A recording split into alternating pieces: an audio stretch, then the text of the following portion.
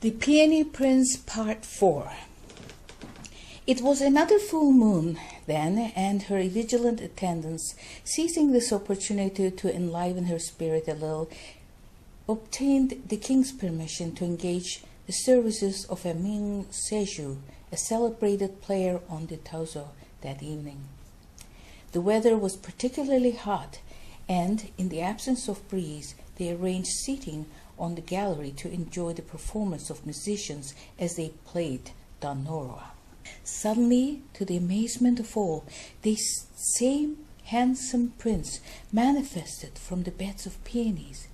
He was unmistakably visible to all this time, right down to the elaborate peonies embroidered on his fine garments.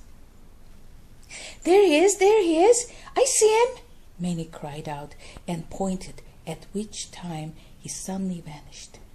The Princess Juanjing seemed to have regained her zeal. She was up and smiling, with a tint of color gracing her cheeks. When the word of this reached His Majesty, her father, he was infuriated and puzzled at the same time. "I knew those priests are all useless," he scoffed. But he could not at the same time deny the sudden change that had come over his daughter. The following night, while Mei played the flute and Si Ko played the koto for their mistress, the figure of the Peony Prince manifested again, though briefly.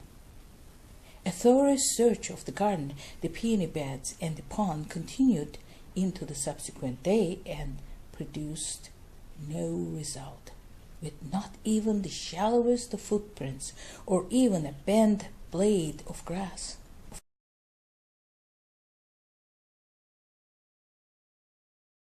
King Kongzuozi's fury knew no bounds.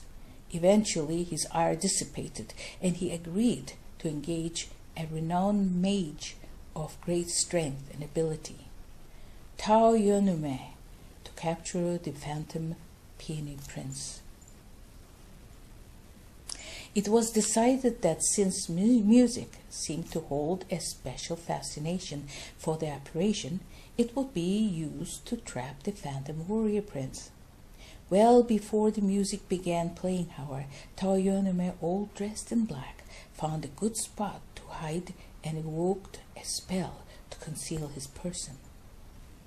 Then he crouched among the peonies and waited. On cue, Mei Seiju and Osono started their concert, while all attendants pinned their eager gaze on the peony beds. Prince Juanjing was concerned about the welfare of the operation, but her longing to see him soon overcame her trepidation. As the music played, so friend, sure enough, there materialized from the peony beds the figure of the prince, dressed splendidly in his fine embroidered garments. The attendants were puzzled as to why Tao Yunume did not jump up at this juncture and capture the operation. If the truth be known, Tao Yunume was so entranced by the noble bearing of the phantom prince that at first he remained reluctant to capture him.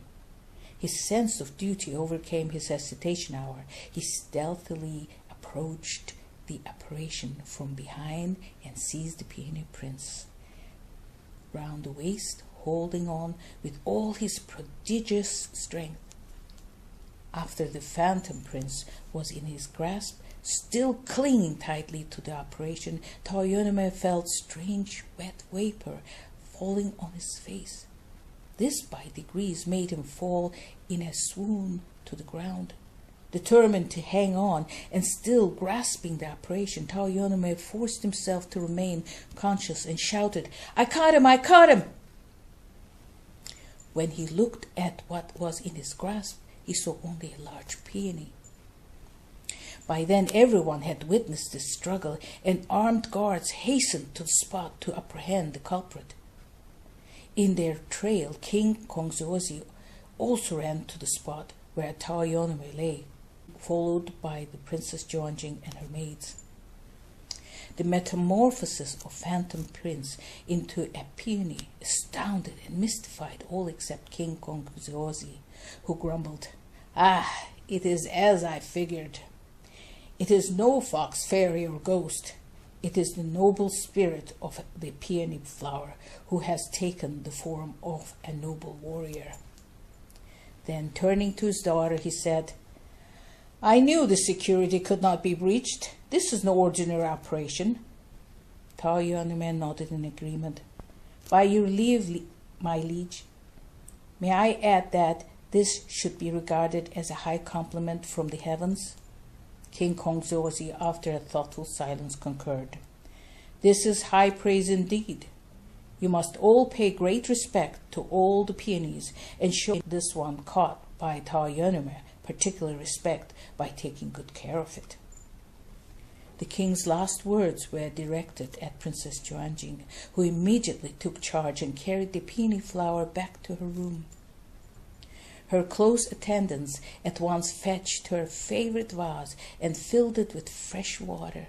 She carefully placed the peony in the vase and placed it on a table near her bed.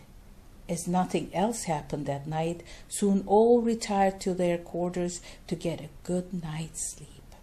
End of part 4.